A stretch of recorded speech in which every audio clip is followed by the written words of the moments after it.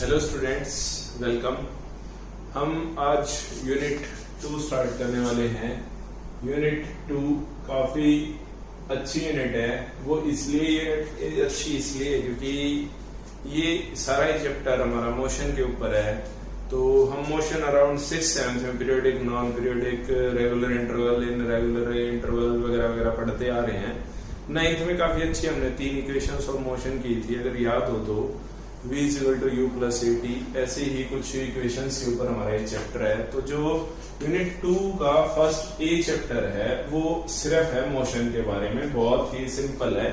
मुझे इसका इंट्रोडक्शन देना पड़ेगा, क्यों? क्योंकि कई चीजें इसमें अलग सी हैं, प्लस 1-2 क्वेश्चंस हो जाएंगे, कोई प्रॉब्लम नहीं है। तो मोशन वर्ड आते क्या है? When a body is in motion कहेंगे सर, फिर वही मोशन आ गया। यानी when a body, by chance एक बॉडी ए पर, ऐसे एक बॉडी है, मैं इधर घूमा, मैं कुछ देर बाद देखा वो बॉडी यहां पर थी, यानी उसने अपने आप को क्या किया? डिस्प्लेस किया। चलो भाई, डिस्प्लेस वर्ड भी हमें नहीं पता। यानी वो जब मैं ऐसे पलटा और ऐसे गया तो वो ए पॉइंट की बजाय बी पॉइंट थे, यानी उसने अपनी क्या चेंज की? पोजीशन। तो एक मोशन की मैं ये इक्वेशन लिख सकता हूं, when a body changes its position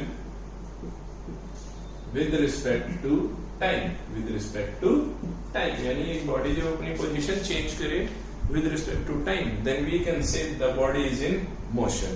तो मोशन हमारे 2 टाइप के होते थे, आप लोग जानते हैं। क्या क्या होते थे? क्या? एक था यूनिफॉर्म, एक था नॉन यूनिफॉर्म। तो मैं यूनिफॉर्म और नॉन यूनिफॉर्म मोशन की डिटेलिंग देके तो आपका टाइम खराब नहीं करना चाहूंगा, लेकिन इनके ऊपर एक क्वेश्चन देना चाहूंगा जो आप लोगों को करना ही करना है। और वो देखो है, मतलब आसपास ही आपके एक क्वेश्चन है, मैंने आज सुबह ही पढ़ा। How does Kalahari people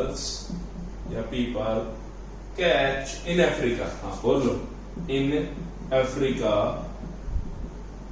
catch the चीता। चीता के बारे में तो आप जानते हैं ना, चीता एक बहुत ही तेज भागने वाला जानवर है। How does Kalahari people in Africa catch the चीता which is the fastest animal on earth. देखो, अफ्रीका में एक प्रजाति है कालाहारी, वो लोग चीता को पकड़ के भाग भाग के पकड़ लेते हैं और उसका मतलब मांस वगैरह खाते हैं। वो बाद की कहानी, हमें सिर्फ उस पर देखना है कि एक आम इंसान चीता जो इतनी तेज भागता है उसको एक आम इंसान कैसे पकड़ लेता है। और इसका रीजन जो है वो यूनिफॉर्म और नॉन यूनिफॉर्म मोशन दोनों में एक्सप्लेन होएगा। तो इसलिए मैं आपको नॉन यूनिफॉर्म मोशन बताता, उससे बेटर है आज आप ये क्वेश्चंस करें, और मैं चाहता हूं आपके मुझे आंसर्स मिलने चाहिए, ठीक है? तो यूनिफॉर्म नॉन यूनिफॉर्म के लिए हो गया। तो यूनिफॉर्म नॉन यूनिफॉर्म को जो डिफाइन करनी है 2-3 चीजें, वो होती है हमारे पास डिस्प्लेसमेंट। डिस्प्लेसमेंट आप लोग जानते हैं क्या होती है displacement.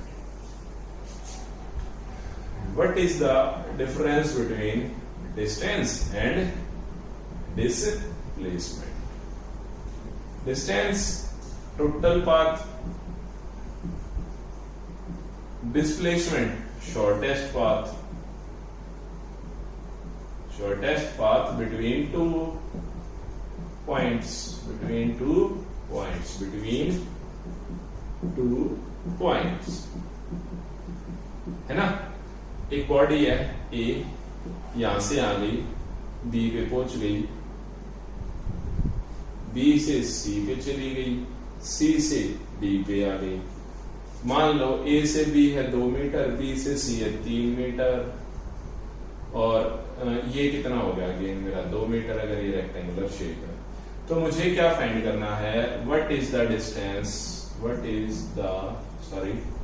Distance between A and D. तो ए एंड डी के बीच में क्या डिस्टेंस होगा? डिस्टेंस मैंने क्या बताया? Total path covered by the body between 2 points. तो ए AB plus BC plus CD, है ना। तो AB कितना है 2 प्लस 3 प्लस 2, तो टोटल डिस्टेंस कितना आया मेरा 7 मीटर। ये क्या हो गया उसका डिस्टेंस। अब डिस्प्लेसमेंट मैंने क्या बताया, shortest path between two points. Shortest path ए और डी के बीच में क्या है, दिस वन। और ये अगर मैं ये रेक्टेंगुलर देख रहा हूं तो ये भी कितना होना चाहिए 3 मीटर। तो डिस्प्लेसमेंट क्या होगा AD।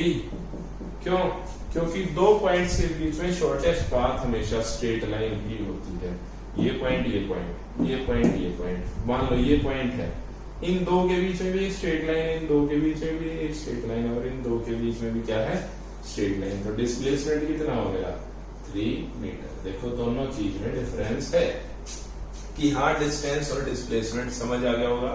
अब क्या होता है, whenever distance is equal to displacement, किन कंडीशंस में डिस्टेंस और डिस्प्लेसमेंट दोनों सेम हो जाते हैं। कोई ऐसा आइडिया, भाई देखो डिस्टेंस हमने कहा यहाँ तो 7 मीटर 3 मीटर आया, ऐसी क्या चीज है जब डिस्टेंस और डिस्प्लेसमेंट दोनों क्या हो जाए सेम हो जाए। तो इसका एक ही आंसर है, when body travels along a line, along a straight line, straight line. A point B point पे गई 3 मीटर, सी पॉइंट पे गई फिर से 2 मीटर, डी पॉइंट पे गई 2 मीटर। अब देखो डिस्टेंस कितना हो गया, डिस्टेंस कितना हो गया AB plus BC plus CD, AB plus BC plus CD means 3 plus 2 plus 2 कितना हो गया 7 metre. Displacement between A and D, ये डिस्टेंस था AD का। अब क्या निकाल रहा हूं मैं, displacement between A and D क्या हो जाएगा, A और D के बीच में शॉर्टेस्ट पाथ क्या है, यही तो है।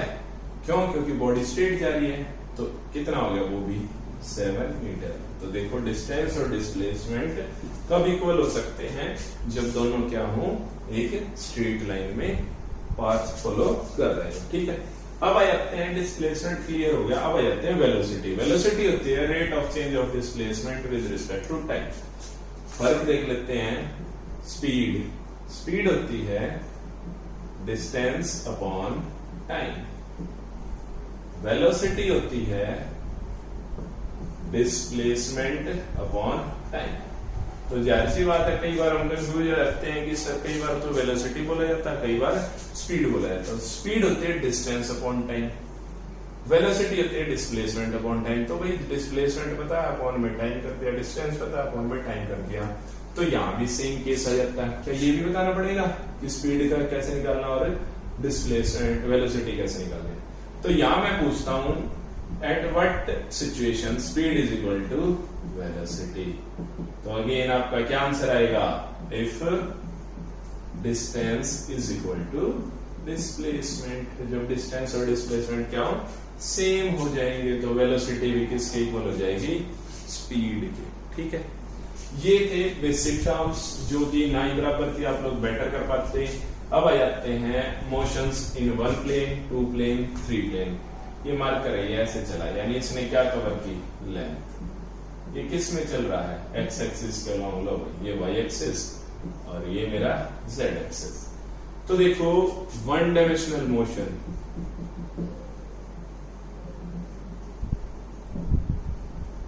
वन डायमेंशनल मोशन, फिर आता है 2 डायमेंशनल मोशन, फिर आता है 3 dimensional motion, 3 dimensional motion. 1 dimensional motion क्या होता है, when a body moving along only 1 axis of the coordinates. Coordinate 3 axis में करते हैं, एक्स वाई जेड। एक्स मतलब ऐसे ऐसे जा रही है, वाई मतलब ऐसे ऐसे जा रही है। तो जैसे मैं अगर ऐसे जा रहा हूं तो मैं एक्स के अलोंग जा रहा हूं। मैंने एक बॉल को थ्रो किया, मैंने एक बॉल को थ्रो किया, बॉल को ऐसे थ्रो किया, टिक टिक टिक टिक, ऐसे बॉल टप्पे खाती जाएगी। अब देखो वो क्या कर रही है, मैं इसके कोऑर्डिनेट्स बना देता हूं।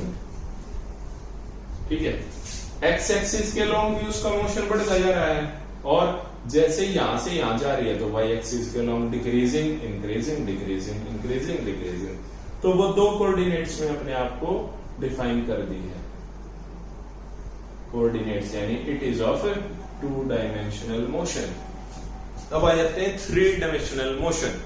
When a body is moving in all 3 coordinates, या उनकी पोजीशन जो में कि 2-3 कोऑर्डिनेट्स, तो इसको हम क्या बोलेंगे, एक्स और वाई। इसके कोऑर्डिनेट क्या लिख देंगे, एक्स वाई।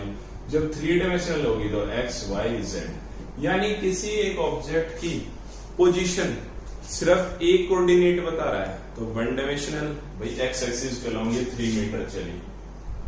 2 कोऑर्डिनेट बता रहे हैं कि हाँ 3 मीटर हाइट पे भी गई और 3 मीटर गहराई पे भी गई, डेप्थ पे भी गई, तो ये क्या हो गया, 3 डायमेंशनल मोशन। यानी अगर एक कोऑर्डिनेट मुझे एक्सप्लेन कर रहा है किसी एक ऑब्जेक्ट की पोजीशन, तो वो 1 डायमेंशनल। 2 कोऑर्डिनेट एक्सप्लेन कर रहे हैं तो 2 डायमेंशनल, और 3 डायमेंशनल तो आप समझ ही लेंगे। 3 डायमेंशनल का एग्जांपल क्या हो सकता है, जैसे मैं दाएं बाएं ऊपर नीचे जब कुछ भी चलूं, ये कौन करता है, एक गैस के मॉलिक्यूल्स, वो रैंडम चलते हैं। गैस के मॉलिक्यूल्स जब मैं कंटेनर में प्लेस कर देता हूं तो वो हमेशा या लेंथ कवर करते होंगे या हाइट या डेप्थ, नहीं वो हमेशा तीनों चीज कवर करते हैं। तो एक गैस के मॉलिक्यूल्स क्या करते हैं, 3 डायमेंशनल मोशन एक्वायर करते हैं। ठीक है बेटा, thank you for the day. वैसे 2 ये थी जो कंप्लीट हो गई है। Thank you.